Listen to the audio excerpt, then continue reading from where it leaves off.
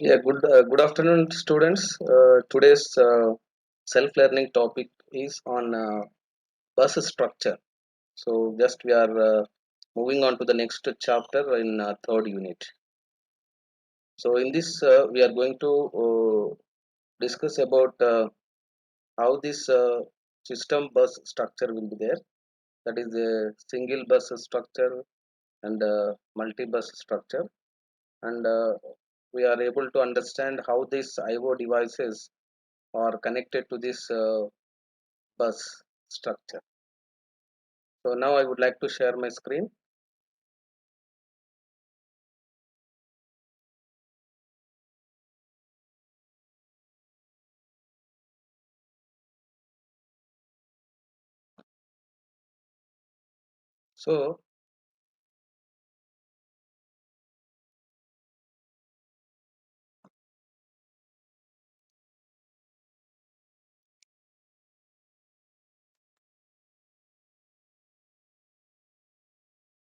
So, the self-learning topic is bus structure.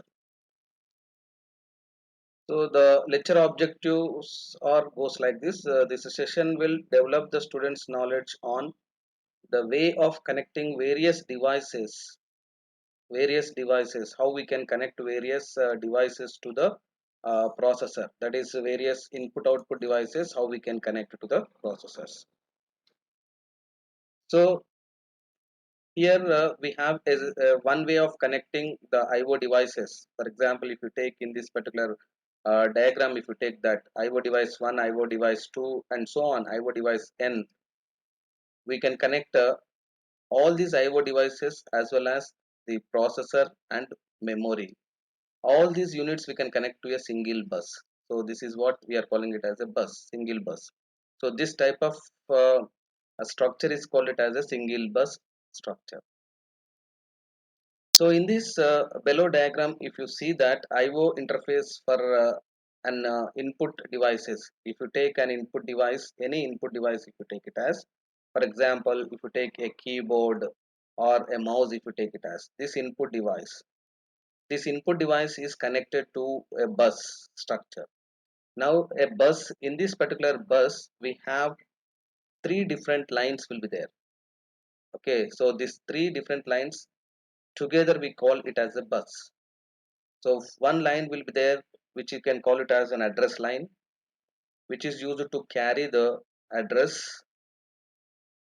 And the second one is which we can call it as a data line, so which is used to carry the data.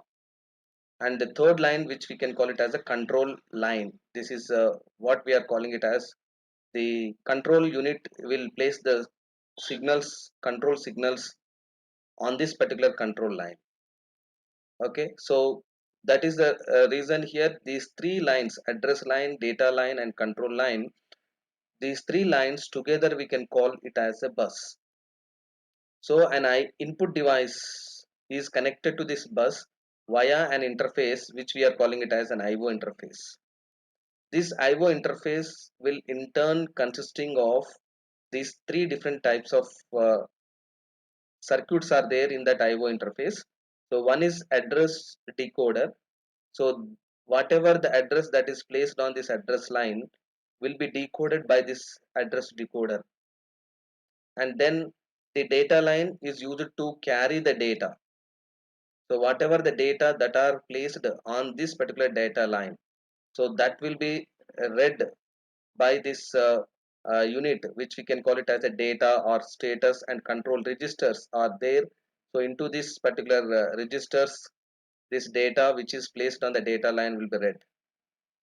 And then coming to this control line, so this control line, on that we are placing a control signal. Generally the control signals are related to whenever if you want to perform a read operation, there is one control signal that is generated, or whenever you want to perform a write operation, we have to place a write control signal. So this control unit is responsible for identifying which control signal is placed on this particular control unit. With respect to that, the respective read or write operation has to be performed. So because this is an input device, it has to read the data. So that means always the read signal will be there. When it is an output device, we want to write the data, then corresponding to that we have to generate a control signal. So this is what we are calling it as an IO interface. So which in turn is consisting of the address decoder and control circuits, as well as here to store the data we have some sort of data registers, status and control registers are there. Data register, status register and control register. These three different types of registers are present in this particular unit. So this is called it as, all together we are calling it as an IO interface. So the bus consisting of three sets of lines, just now we have seen that, which are used to carry the address, data and control signals. So IO device interfaces are connected to these lines for an input. So each IO device is assigned a unique address for the registers in its interface. So every IO device is associated with a unique address.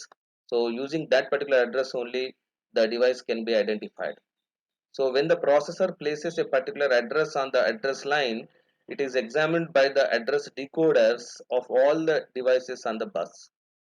So the device that recognizes this address responds to the commands issued on the control lines.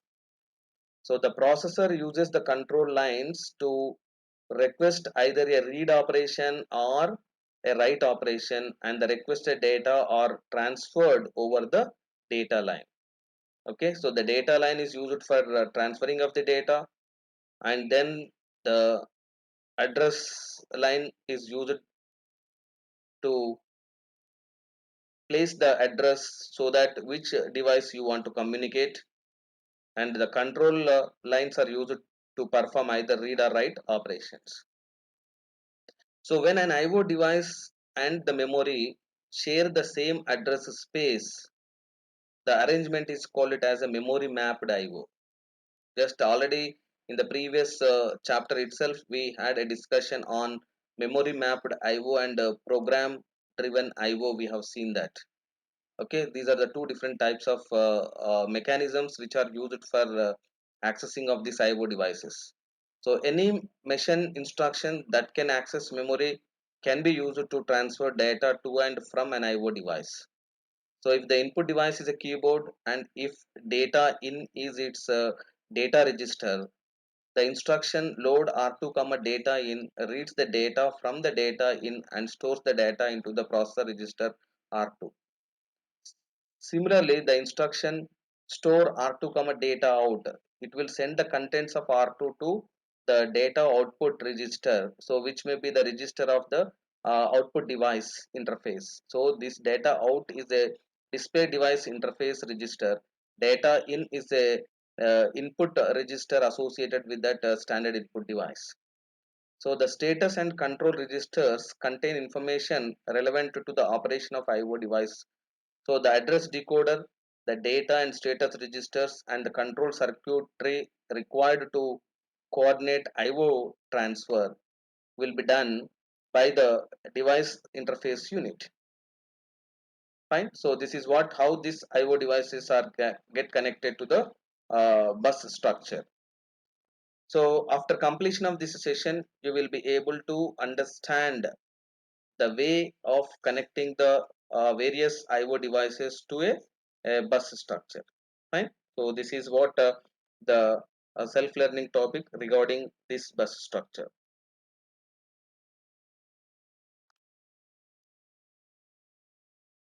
So thank you for listening to this self-learning topic.